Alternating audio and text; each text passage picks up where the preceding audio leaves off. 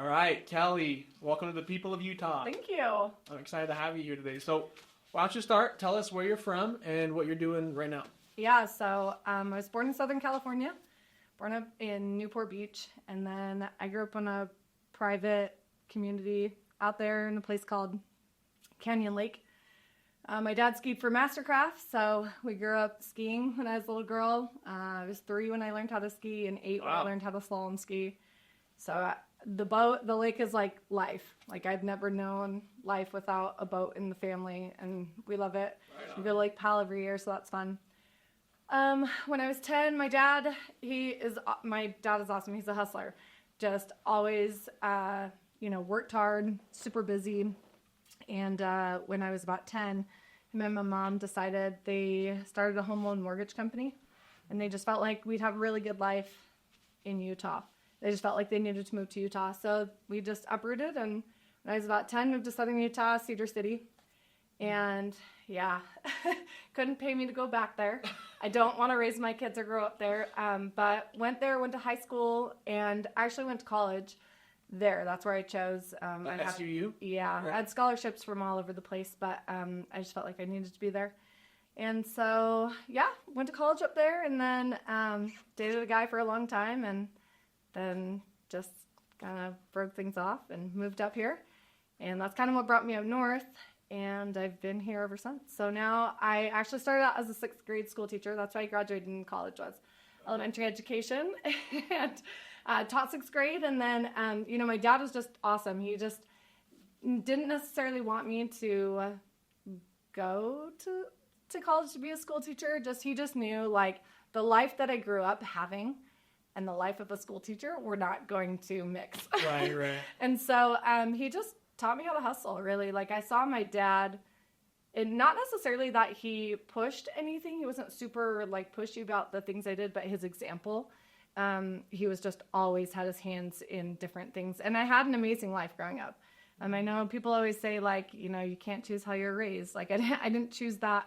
But I'm so grateful for it. Like, he really, I had lots of things given to me, but so grateful he taught me. Both my mom too. My mom is like a superstar. They own the business together. My dad is kind of the relationship out there hustling. My mom is the kind of behind the scenes, and she just makes it work. In the loan industry, she's the brokerage. She does all that. My dad gets out and talks and kind of connects. And so that was just something I had. I just had a great great parents, and incredible parents, and just good examples. And so I just knew that teaching wasn't going to give me everything, but I wanted to make an impact. Yeah. And I just felt like I loved kids. I wanted to be around kids. And that's just kind of the route I felt like I needed to go. And in high school, I thought about, like, sports. I was a big-time athlete growing up, and so I wanted to do maybe something in sports, whether it was a sports trainer, like on a professional team, or if I wanted to go into, like, the medical field or something. And then I just felt like I needed to switch directions, and that was the direction I needed to go. So I wanted to get out of Cedar City. Yeah. There were just a lot of things. And being in a small town, I think it's hard sometimes. Everybody knows your business. Everybody knows everything, It's like you just can't go anywhere without people knowing who you are or what you've done, or, and I just didn't want that. I wanted to be in a little bit of a bigger place, but not necessarily the city. Yeah. So I moved up to Provo after, and then got a teaching job, obviously. And then before I got my teaching job up here, I had just moved up on a whim, and I walked into Tucanos, and they hired me on the spot. Nice. And I wanted to be a server, and they said, absolutely not. And I said, okay. And they're like, you're going to be a meat server. And I was like, no, I don't want to carry a machete. I was I was just terrified of it. I was like, what if I trip and fall? And I happened to be the only female on the line at the time. And so I was working with all guys, and I loved it just because, athletics. And I did a lot of sports that were team, but really individual. So I was a gymnast. So you're on a team, but that's such an individual sport, Yeah. Track and field is really what I excelled in. It's what I got scholarships for in college. And you're on a team, but it's a very individual. You're racing yourself, kind of other people, but nothing like soccer where, it determines all the, team, that's vital, right? Right. So, so I was good. I was good being with the guys and running with them, and I could keep up with them, and they were a little bit rougher. That crowd, that era is definitely a different era than the era I manage these days for sure. But yeah, it was good. So I did that at night, and then I actually started coaching track at Timpanogos High School. Oh. So, and then I got into an ELL program at BYU. What's ELL? English as like a second language, so English language learning. Okay. Yeah, so it just helps like an emphasis in teaching. I taught at a Title I school, and so it's just really low economic socio status. I wouldn't trade it for the world. It was the most incredible. It was awesome. So so you were doing teaching and Tucanos. So I was teaching in the day. I was working Tucanos at night. I was coaching high school track, and then towards the end of that, so like 2010, 2011, I got into the program at BYU, and so then I was going to school. So I had switched over by that time to managing. So I was teaching in the day, managing at night, four times a week, going to school on Tuesdays and coaching on Thursdays. That's crazy. So yeah, and it was just, I had that example for my dad. He just hustled. Yeah. And like I knew what I wanted. I grew up wanting things. I grew up having things. So I just wanted things, right? Yeah. Yeah, and so I just did that, and then eventually that just kind of switched into full time. I quit teaching and started managing, and just went full time manage. And then I kind of just like stepped up pretty quickly. I was like manager, and then the AGM, and then became the GM. So I've been the GM of Tucanos a little over 10 years now. Was in the Riverwoods location. A lot of people are like, oh, we used to go when it was back in the Riverwoods. I'm like, me too. Yeah, I've been here. I just hit my 19-year anniversary with Tucanos just last week, so last Tuesday. I think it's weird. Nobody stays at a job that long anymore. Right? So that's kind of weird to me. But so it's good. So now I'm just there, and I actually am a loan officer, so I have my mortgage license. My parents are just they're in St. George. They moved there when I was, I want to say like my sophomore year in college, maybe. Okay. Out of Cedar, and they've just been down in St. George ever since. And so that's kind of awesome. That's kind of my story. I just kind of stayed, and I, it crosses my mind, like, do I go? Do I do something different? But I love what I do. I honestly feel leaving the teaching industry and going into Tucanos full time. Like, I love my kids. Like, they really are like my kids. I get emotional when they get emotional. When they have relationship problems, I'm like, no, okay, just kind of those conversations. And so I feel like I've always meant to be a mom. I have 3 kids. They are awesome. I've got 2 girls and a boy, and they're 12, 11, and 5. And so it's cool to be a mom, and it's cool to be a mom to some of these kids that don't have parents close by, or it's kind of like the cool aunt, I guess, right? It's like, I don't want to tell my mom these things, but I'll tell my aunt. She's not going to tell my mom, but she'll still give me the advice. I get you. That's awesome. So very honest. I'll bluntly tell them you're being an idiot, but I love you still, but you're being an idiot. Or whatever it is, it's just it's probably not the best choice, but That's so sweet. Giving advice. I feel like, I was meant to be there, and I love that part of my job. I love the relationships, the people, meeting new people at Tucanos and just building those relationships. I've had people that I started out as a meat server and then kind of worked my way up. So there's still people from when they saw me as a meat server that now as a manager that still come in. They're like, I remember when you were a meat server. I'm like, yeah, I know. So that's kind of cool to still have people in my life. That's some serious regulars, though. That's a long time. I do. We have a guy. He is so awesome. His name's Cody, and he sees me. He comes and sees me every Wednesday, and he just chills. Cody, shout out, dude. Cody's awesome. So, but I have a ton of them that come. I got a couple Johns in my life that come in. So as a GM, are you primarily like work at one location, or is there like a corporate office separate from the places? How does that work? Yeah, no, I've just worked at the Provo location, and then 8 years ago we picked up that location and moved up to the University Mall. Right. And so I'm just there. We're the training store. My employees kind of go through the ringer with all the new managers and people that come in. I mean, they're just constantly like I had 3 managers last week going to different stores, and we've got another one coming in next week. And so they see a lot of it, as being the training store and just longevity, I guess, and that. But I've flown out to different locations. I just visited a location last week, and by all means, that's not me. We have an incredible, regional manager, and he is awesome at what he does. And so sometimes when they're not available, they'll ask me to go. And so very rarely I travel and go down and help, but most of them I kind of know because they came and trained at my store. So it's kind of nice to go in and walk in like at least I know them. Right? Yeah, that's awesome. Okay, cool. What would you say is, the pros and cons of your job then?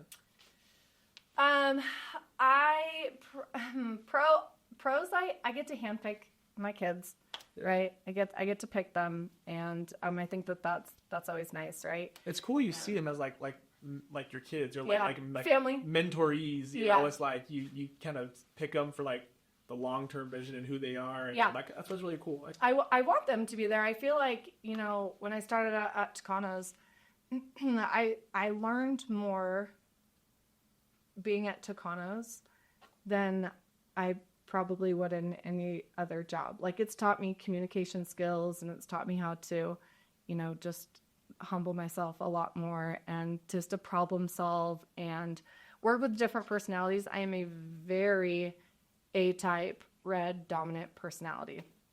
Mm-hmm. And so when people didn't respond the way that I respond to reactions, I'm like, what is your problem? You know what I mean? So that's been really cool just to like have that shift in leadership, in just relationships, I think, and that. So I always tell my staff, you have the ability to change people's lives, even though it's just food, just by, serving and being you. You also have the ability, if you let the job, to allow you to build yourself, to, if you follow the rules and you do the things, that we ask, that it will prepare you for your next job. This may just be a stepping stone job for you, and that's totally fine. And I get that. That's 90%, 98% of my staff there. It's just a stepping stone job for them, and that's okay. But are you learning? Are you learning? Are you here? And so I love that. I love to be able to give those life lessons to them. That's and sometimes awesome. Those are hard life lessons because I have to let them go, or I have to, the discipline. The disciplining always sucks. Nobody ever wants to be the bad guy, and leadership is the most loneliest position ever, right? And so, it's lonely being on top. It is, and it always will be, and that's the difference between people. Are you ready to arise to that occasion, or do you just want to stay? I tell people all the time, you being late here is not going to change when you're a doctor. Like, you're setting up your success principles right here in this job, in the stepping stone job. You're not all of a sudden going to change when you graduate college and become your own boss. Yeah, that's not how that works. Yeah. So building those habits. And so I love that I get to teach that, whether that sticks or not. It's kind of like being a teacher. You're never going to know. You don't know the impact I don't know the impact I'll put on these kids. I'm sure I've pissed off a lot of people in my life. And, there's been lots of times that I look back and I'm like, I think as you progress through life, you get to your 20s and you think you know everything. You get to your 30s and you look back and you're like, that is embarrassing, like what I just went through. Same thing. I'll look back and I'm like, gosh, the way I treated people, or the way I said things or behaved or reacted, or, as you get older, you hopefully just evolve. And that's really what I'm just trying to teach them. So I love to be able to give that opportunity, even though they're not kids, they're still young adults. Awesome. And so I like that. People are hard. That's the downside to, I think, anything, any business you have, anything that you run. I have an e-commerce business too as well that I run. So, and people are hard. The businesses are typically pretty simple, but people and their personalities, or how they're feeling, or the emotions, or, guests, I always tell them, you may not have seen it that way, but guest perception is reality. Yeah. So that's exactly how they felt it. And so sometimes that's hard. That's a good way to put it, because I've heard like the customer's always right. No. But that's a good way to say it is Yeah. the guest perception is reality. It is. It's like, it's along similar lines, but I think that's a more accurate statement. So Yeah. I like that you say that. And yeah, like you said, the cons, there's always tough people, tough conversations. Like you said, it can be lonely at the top. Yeah. Well, and I think it's just our thing, right? Following rules, getting them to follow the rules, following through on getting them. I mean, follow through is the world's downside. Yeah. Not everybody. I mean, there is nobody that's 100% a follow through on every single little thing. We forget things here and there. There are people who are a lot better at it than others, for sure. But that's typically it. When a mistake happens, it's because I didn't follow through, or so-and-so didn't follow through, or we assumed somebody was going to take care of it, right? I told that person, or I taught that person. Well, we might have had to teach them 600 times. What is that? So I think that's also a tough thing is personalities, right? Is knowing, not treating my staff like they're one, but really trying to figure out them as an individual and how they learn or how I can speak to them. I can speak to a man a lot differently than I can a woman in most incidences, right? And so but you don't know that until you get to know them. Well, I have 140 plus employees. Yeah. So getting to know 140 people on a personal level and still keeping a boundary, which it's hard sometimes, and sometimes that boundary gets dropped, or there's all different kinds of challenges, and I think anybody faces that in any kind of business or position that you're in, whether you're teaching sports, you're dealing with parents, and you're dealing with kids, and parents these days are a little bit difficult sometimes, and well, this is really interesting because it sounds like your biggest personality trait I picked up on is being like a teacher, because not only like elementary school, your degree or whatever, your kids, but like everything you're doing and the way you talk, it's all about like mentorship and teaching lessons and helping people grow. Yeah, that's awesome. I love that about you. Yeah. In church, I'm a teacher too. Yeah, there you go. It's a big part of your life. It's my calling. I teach the 6-year-olds now. So, but I taught Relief Society for 6 years. I don't know. I guess God just. My calling at church is also primary, but it's the oldest kids. Yes, it's so fun. That's so. We just dropped down from like the 13-year-olds, and now I teach the 7-year-olds. But that's fun. But I love it. I don't leadership, I guess, can absolutely be developed, I feel like, throughout the years as I've been reading my business that I have, my e-commerce business. I have an incredible mentor and coach, and there's just systems in place there that, are, they're there, and that's helped me. And so, but leaders are readers, and I think I developed that a little bit later in life. I wish I would have picked that up in my 20s. Sure. But I try to suggest that to, a lot of my staff or things, or I'm like, hey, this, could really help you in the future or move, or, this is kind of what you want to do. And so I love just being able to share. I think I don't want to leave this earth and not make an impact on somebody, love that. whatever that is, whatever that degree means. That awesome. So I was going to ask you, while you were talking, I was thinking, like, man, why didn't you start a business? Like, she has her dad as an entrepreneur. She's doing this GM. Sounds like you do have a business, the e-commerce business. So when did you start that? How's that been going? Yeah, a couple of years ago. Just good. I mean, like anything in Utah, it's it's direct selling, but it's awesome. I work with the #1 nutrition company in the world, and just get out there, and we're more people to people kind of a business, and in versus. You won't see me on social media. I'm not there. It's just very personal. It's very different. Yeah. One by one's house there. Yep. So do that, and it's good. It's it makes a nice little income on the side, which is always great. Hopefully one day to, 100%. So you moved up from Cedar to Provo on a whim. You wanted to get out of there. Yep. You have 3 kids. When did you meet your husband? How'd that happen? Yeah. So he's great. I moved up in 2006 right after I graduated college, and then I got a teaching job at Vineyard Elementary, and then that was just a 1-year contract, and I actually moved schools the next year to Geneva Elementary, which is the oldest school in the district, and it just got torn down a year or two ago. I know, sad to Geneva, but all my sweet little Geneva students, they're amazing. So taught there for 5 years, and my husband was the head facility guy there, so he actually saw me walking down the hall, and he was like, oh, that girl is beautiful. I want to marry that girl. I had no idea. I was just so focused on trying to get the job, getting in for an interview. And then, our story's kind of funny. he asked me out on Valentine's Day, and I was like, no. Guys, not going on a first date with you on Valentine's high Day. pressure. It's a big He's like, day. it's Valentine's, it's so funny. And so, anyway, he asked me out again in December, and he Whoa, says, wait a minute. Valentine's Day to December? yeah, What? yeah. And we like saw each other, hung out, but I was like, something about He you. took that no So- really hard. That's funny. No, I think he just, he's such a patient man. He's awesome. But I think he just was kind of just chilling, doing this thing. He got his, just grew up differently. He grew up in California and wasn't a member of the church, and just lived a little bit of a different lifestyle. Mm-hmm. And so I think, he when he moved out to Utah, he wanted a different lifestyle. And anyway, he's just great. He kind of just decided he wanted to be happy, and I had no idea. Nobody really did. And then just went to church and kind of got his life to where he wanted to be. And then he was kind of like the talk of the what's that? The faculty room, whatever it is, like a teacher lounge. But I never went in there because everybody has biased opinions about their kids and their students. And I got them at the very end. So I didn't want to hear everybody's. I just wanted to make my own decisions. How are they going to behave for me? What are they going to be like for me, So I kind of stayed out of the room. Yeah. But then he asked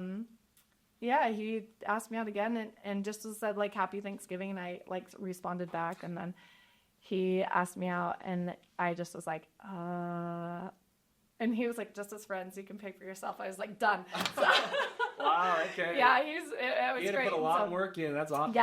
Yeah. So, and then we just dated for a while, and then we got married the next following year. And so, yeah. Okay. So, I mean, so that was 2008 when we started dating, got married in December of 2009, and then had kids in 2013. Right on. So that's so awesome. Is that right? 2013. Yeah. So it's an interesting dynamic because I feel like Southern Utah is so different, like Sunny and Northern Utah. So different.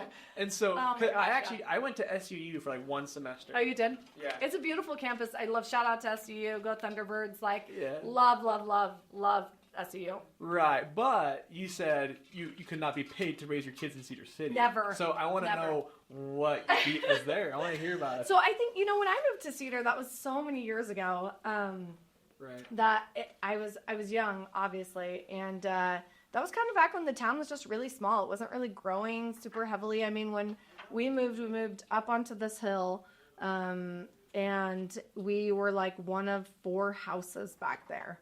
On this thing. Now it's just like there's houses everywhere and all in this cul-de-sac, and just, I mean, government house. Yeah, it's just like, it's crazy. I mean, when I grew up, we would ride our quads from our house down under the overpass, and then it was just fields. And now there's a Super Walmart and a Home Depot and a lighthouse. And if you've ever driven past Cedar, the very last exit, there's a lighthouse. Like, why we have a lighthouse in Cedar, I don't know, but I never knew Cedar there's a that lighthouse. underdeveloped, because when I was there, Yeah. I don't even know what the lighthouse is. I know the Walmart is. That's the crazy. lighthouse is in front of the Walmart. Wow. That's it. It's like right off the exit. Over my head. Yeah, exactly. Because who would think there'd be a lighthouse in Cedar City? So That's so funny. Yeah. So what? Yeah. Why don't you want to raise your kids there? I think I was. It's really interesting. I was not treated very great in high school. It was just not my place. Had a lot of complex, actually. Just kind of being bullied, and before Mean Girls was a thing, that was legit my high school. Wow. Not a burn book, but a list that they posted and taped up on every locker, every car out in the parking lot. Took it out to the rival high school of just these not so wonderful things about certain people, right? And so that was really hard. I was dating a guy, loved him. He was absolutely my first love, and he, was all his friends. And it just sucked. It sucked to be that person. And that's not necessarily why. You're going to find bullying and things like that anywhere you go. True. But I felt like, we moved in when I was 10, and I was like, we were like the implant. Right. Because Cedar was so like, if you grew up, you were like in this clique with crowd, everybody. Yeah. So I was like always the outsider kind of thing. Plus, what could be more opposite of like SoCal, Yeah. Cedar City. Exactly. Like that's The wind always blows and it snows. Yeah. Whatever. Okay. So yeah, but I graduated high school and then just felt like I actually went on some recruiting trips up to Utah State, Weber State, BYU had called. Yeah, that's true. Why'd you stay at Vegas. I had some recruits from California. That's where I felt I needed to be. Okay. So I don't know how religious we talk on this, but yeah, after Be you. So Religious as you yeah, so I'm just after I had prayed about it, I just felt like that's where I needed to be, and it was honestly incredible. I had some injuries that I know if I were at some of these bigger schools in California, Vegas, whatever, I may have been, kind of pushed aside, whatever. And SEU was just so great. The coaches were incredible. Shout out to Jeremy Murray, my sprints coach. He was amazing. I actually just saw him. He just came down for the state meet. He actually coaches in Virginia. And then Eric Cool, who is still there, and he's awesome. He's the head coach and in charge of distance. And I just had the time of my life. People ask all the time, if you could go back to any era in your life, what would it be? I'm like starting at my junior year in college. And it was just awesome. I mean, my other years in college were great too, but my junior year in college would be incredible to go back and keep training. And so I ran sprints. I was a hurdler. I was ranked in the nation. I ran next to, I say names and nobody even knows these names anymore, but it's okay. Allison Felix, Marion Jones, Tim Montgomery, Maurice Grains ran in the same stadium. I actually was seated right next to Joanna Hayes, who's the 2004 Olympic gold medalist. Dang. 100 hurdles. So I had a really cool experience at SEU. Wow. And I don't know if I would have had that. Maybe I would have been better. Who knows? I don't know. But I know that they were just so good to me. So that's really cool. Yeah, I loved it. And yeah.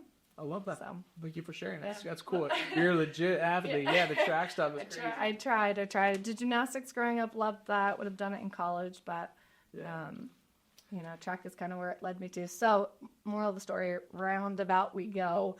Yeah. I just don't want my kids to be in a small town where there's nothing to do. Not that there's nothing to do, but I feel like kids get into a little bit more trouble when they're in a small town. 100%. Like everyone knows your business. Exactly. It's like I just want to walk into Walmart or Target or whatever and not see somebody. But now that I've been up here for 20 years, I feel like that happens anyways. But I still have space. I feel like there's a lot of times I can.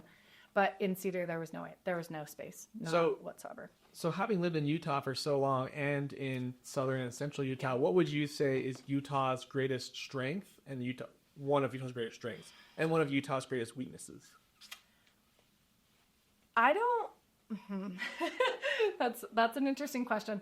I feel like the strength is definitely just it's land, its beauty, it's incredible. I mean, you just can do everything here. You have water and you have snow and you've got the lake and you've got hills and you've got spring and you have colors. You see 4 seasons and I feel like that gives a variety for everybody. I hate hiking.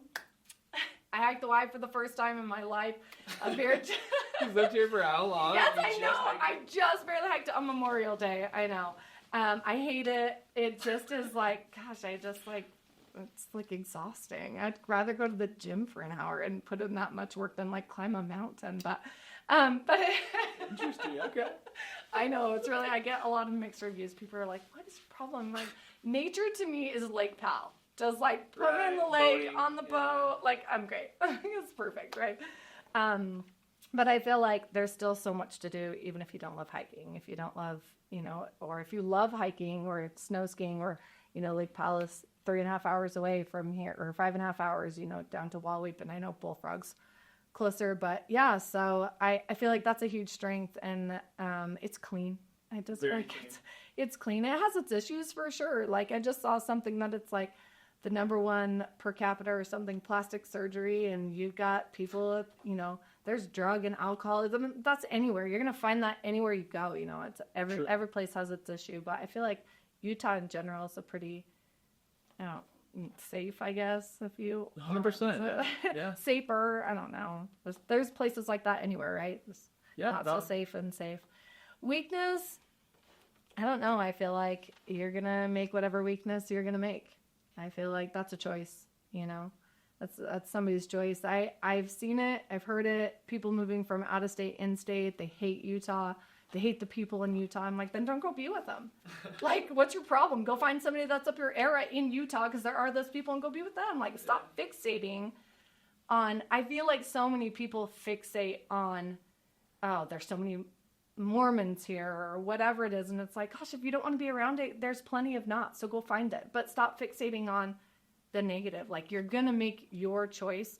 You choose happiness. Happiness is 1,000% a choice, just like weakness is 1,000% a choice in that. And in what we're talking about, I guess. That was an answer. Yeah. So you have the ability to change that. Just like you're not strong at the gym, you have the ability to go to the gym and lift weights and get stronger. Like, you don't have to live in the weakness. I feel like I'm a huge Disney fan, as is everybody else in Utah. I know, I get it. So, but I love Disney. That's my happy place. But I know I'll get a lot of like hate for this, but Inside Out was like the worst movie for me. Really? The first one. The second one I loved, but I hated the first one because sadness drove me insane. I can't stand being around people like that. You know, it's like, choose something different, you know. And I get it. Mental health is a big thing. It's a huge thing. I dealt with some postpartum depression, so I get it. I understand that. It's real, but we still have a choice. We have a choice to be able to do things or to get help or to choose happiness. And, there's still a lot. There's a lot that we can control. Mm-hmm. And I know that there's a lot that we can't control. I have a daughter who struggles, you know, just with things, and we're trying to teach her instead of allowing it to be a crutch. I feel like this is not a Utah thing. This is a very generational thing. I'm so grateful that awareness has been brought to it, but I also feel like there's a lot of a crutch on it. Yeah, and I have this, so I can't. Yes, I have that, so I can't. It's like you label yourself a negative self-talk. Yeah.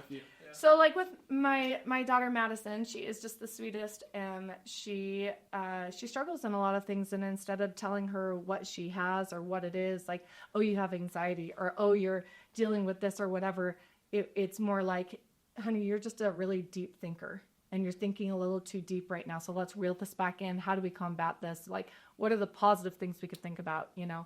And trying to give her tools instead of just saying like, oh, just give her a minute. I'm like, no, like she needs to learn how to push through things, just like we all need to learn how to push through it. I think that's one of my biggest pet peeves is it's like, yes, accommodate, but also don't give people the ability just to use it. I never want her to call out and be like, oh, I can't do this because of this. It's like, like I can do hard things. We say that in my house all the time. Like, I can do hard things. We took sugar away from him for 2 months, and it's like, this is so hard. And it's like, yeah, I can do hard things. And we say that all the time. And there's time. There's time to, you know, people to have that. They need help. They need whatever it is. Yes, like, I'm all there for it. Like, let's help each other. Let's get there.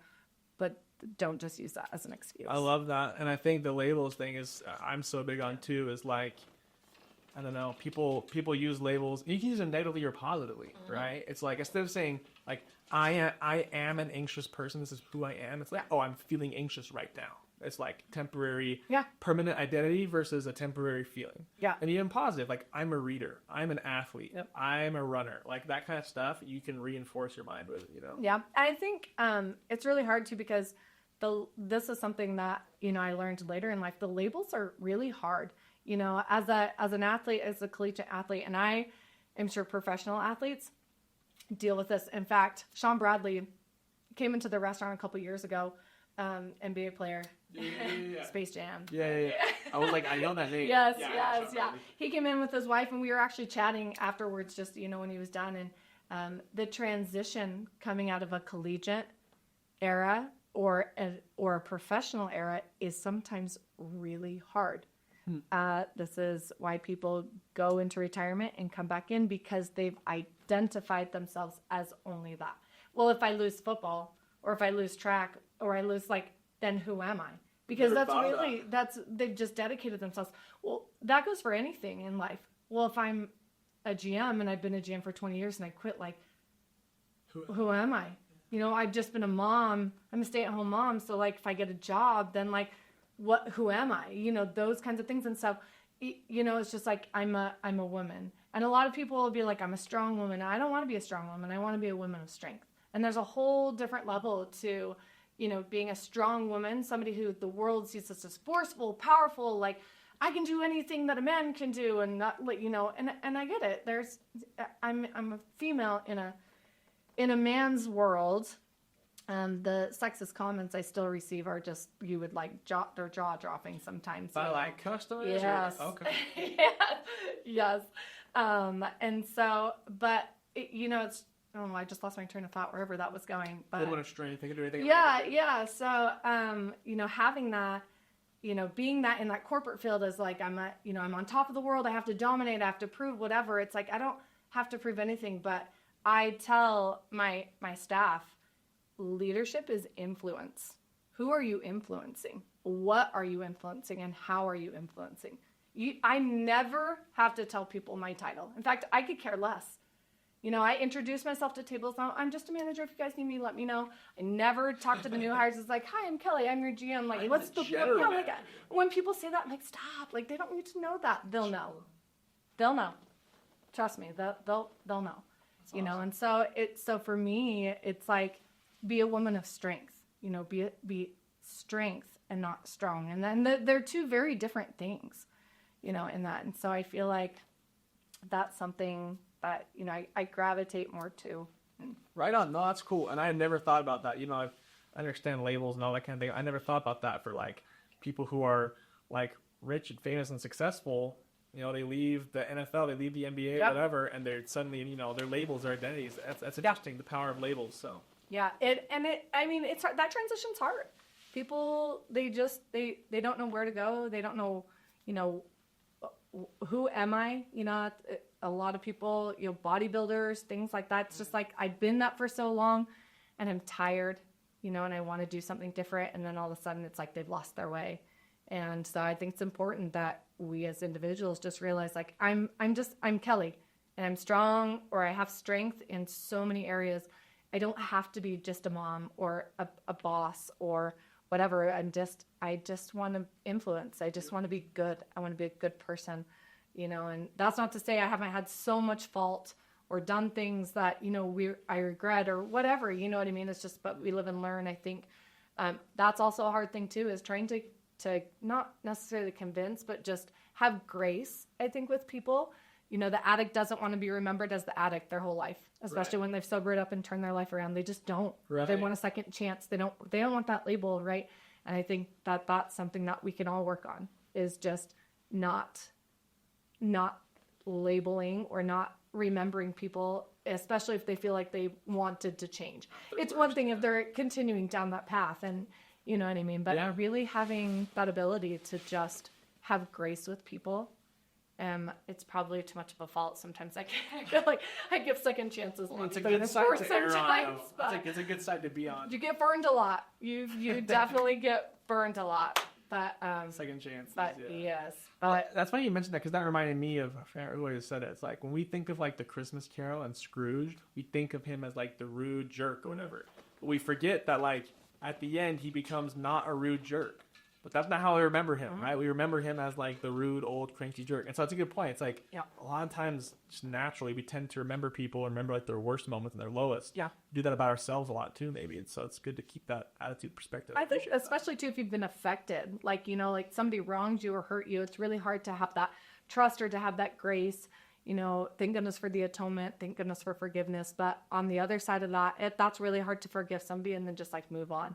And I always tell my girls, they're young. They haven't had anybody betray them yet or do anything, too wild as crazy. But I always tell them, like, you can forgive people and be okay and not have to have them in your life.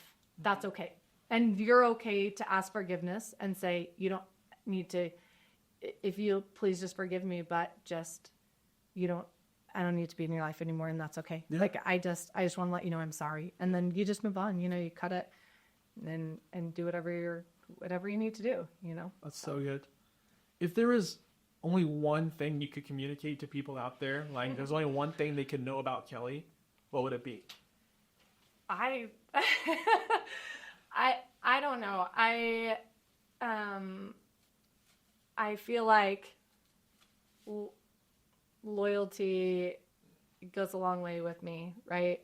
I will do anything for anybody who will, take, like, the road goes both ways, kind of a thing. But I think if I were to die today, I would hope that people would look back and just see me as a person who was very giving. You know, did I make an impact on people? Did I love people the right way? Did I have enough grace? Did I forgive? You know, was I that person? Could that person come and, you know, talk to me about life? And I hope, you know, I would love to leave this life, you know, as an impact. I had a really cool experience. My dad turned 70 this year, and I got to video. I asked all of his friends. My mom had gathered, you know, just a bunch of his friends and asked to send in a video. And it was so cool to just see these grown men crying, you know, just about the way my dad was able to help. And a lot of that came from like financial stability in his younger years, you know, being able to help them in just different ways and needs. But not only that, but just like sharing his testimony and sharing his heart. Like, I love the gospel. You know, I hope that people know I love this gospel. And I just hope that, you know, I was kind and generous and that I could make an impact for people around and lead by example, you know. It's a great way to be remembered. I love that. Appreciate that a lot. One thing I was going to ask you, I forgot to bring it up earlier, is you've been working at Tucanos for so long. When it comes to the food scene in Utah, what is the best place to eat, in your opinion? Is it Tucanos or is it not Tucanos? Well, I mean, that's like asking a person who owns a Chevy dealership. Yeah, Ford exactly. Exactly. You know Tell you what, what, I mean? I'll say this. You cannot say Tucanos. Tell me your second best place to eat besides Tucanos. You know, I'm not really like a food person. I'm so chill. I'm just like, I know that here's another unpopular whatever. I love In-N-Out. So, grew up in California. Yeah, it's very simple, but I'm just a very simple person. You know, burgers, fries, steak, chicken. I'm like, don't like fish. I'm very, you know, so I'm like the worst person to ask about food. Okay, I'm like fair enough. picky. I love the melting pot. I love Roost Chris. So they're always great. But my favorite Mexican restaurant is probably Maria Bonita's. Yeah, I just had it for the first time not long ago. It's way good. Yes, it's incredible. So yeah, just a mom and pop shop right there. And so there's a place in Payson actually called El Tapatío. Yeah. And they have this pineapple special there. Go and try it sometime. They cut a pineapple out, and then they can do steak and chicken. They grill it all up with the pineapple, and they put this like hot sauce, and then they put it back into the pineapple, and then like put cheese all over it out and bring it out. I mean, it's incredible. That's legit. Okay. Yeah, so go there. And there's like 6 tables in that restaurant, so that's you know what I mean. It's just straight on. The owners are there and working, and so I love that. But yeah, no, I'm not. You know, I'm good. I'm good with like a turkey sandwich. Right on. So. You just go with it. You're not picky. But Tucanos is great. I mean, I tell people that all the time, not just because. I mean, I've been eating the food for 19 years, so I feel like if I can still eat the food for 19 years and still be good and happy there, it's probably it's a great place, and they're great to work for. I have incredible owners, and it's nice to be able to communicate just like straight up, you know, to the owners if I need to. That's good. You know, district managers, owners, and that's it. So just a long-standing relationship helps too. So. Yeah. Is there a piece of advice you can think of that you've received before that's really changed your life?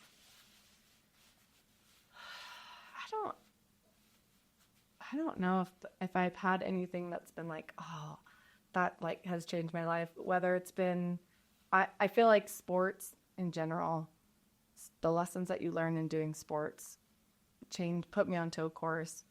I feel like a lot of the mistakes I've made, being able to self-reflect, which I know not everybody loves to do.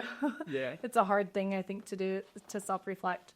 But I think that I don't know. I don't know if there's anything in particular for me. I feel like from my own just experiences and growing up, one of the biggest things I tell people, right, is just one, to have grace with people. Oh, just have grace, right? That's my next question. The advice you'd give. Yeah. Grace. I love that. Have grace with people and allow grace for yourself. And in everything you do, to forgive and to just love people. Their world will come crashing down at some point in time. Everybody's world does. It crashes at some point. Do you want to be the person that helps that person pick it up? Or would you rather be the person that shunned them away because you didn't necessarily agree or were mad or frustrated or whatever the case may be? I can disagree with a lot of things in people, you know, but I can love them for them 100%. I think that's it. You know, we talk so much in church, in the world, and whatever it is, and so many times, you know, I'll raise my hand and I'll talk. I'm like, if we would just love people for where they are, it doesn't mean that you have to go full blown support them in some march or some whatever. If that's not your thing, that's okay. But you can absolutely show love to people and that you care about them as a human being without having to, you know, talk about your differences or whatever it is. And so I feel like just that's what I want to teach my girls and my little boy, like just love people more. That's really what we need. And that's okay. You know, it's okay that they have a different opinion or they believe something different or they do things that you don't necessarily do. It doesn't mean you have to be around them 24/7 or you have to hang out with them, but to show compassion and love and sincerity. You know, I have 3 really close girlfriends. They are awesome. And then I have just a best friend here. But they always laugh right at me. And they say, we're playing bingo, Kelly bingo. And on the bingo sheet, it's like Disneyland, Florida, Hawaii, Walmart, whatever. And like, how many places can we go that Kelly runs into a complete stranger and they like share their entire life story with? And I'm not even kidding you. Like, I'll be at the restaurant and I'll have staff and they're like, oh, Kelly, how do you know that person? I'm like, I just met him. But like, we just talked for 20 minutes and it was like, they just word vomited like their whole life onto me. And they're like, how do you get people to do that? And I don't necessarily think it's how it's just genuinely being interested in people and their life. And I know that that's not everybody's thing. That's okay. But we can still show like sincerity and generosity to people that we care, that they're humans. Yeah. You know, it doesn't mean we have to spend all of our time either, you know, but to just show that you care, you love them. Sometimes that's all people need. I've had some crazy stories at Tucanos. You know, just like different opportunities and people that you just would never know. You know, we had a father and his 3 girls come in one time and they were all dressed up and the server was so cool with them. Thank the heavens. And they were just laughing and he had just walked up and he said, just want to thank you, you know, for just the kindness that your staff showed today. We just left the funeral. I just had like buried my wife and their mother, you know. Mm-hmm. So, you know, you look at those things and like I said, right, everybody's world will come crash down at some point. They will hit a low, whether they're doing great or whatever. Somebody's going to go through something. So who are we to that person at that time, and what can we be? So that is very powerful. I appreciate you sharing that. I don't think I could say it better myself, but I love that. At the end of the day, it's all about how we treat people. When you said it best, right, is how we treat people, how we love them. Doesn't mean we need to do this or that. As long as we're showing our love and having that genuine interest in people. Yeah, and it's not that you're not going to mess up and you're not going to treat somebody bad or you're not going to have... We've all done it. Like, we've all been there, right? But then where are we going? What's next? How do we learn from that, you know? And awesome. Where do we move on from there? So, Kelly, you are awesome. Thank you so much for coming on the show. Thanks. Thanks for being a person of Utah. Yeah, appreciate it. Have fun. Have a good one. Thanks.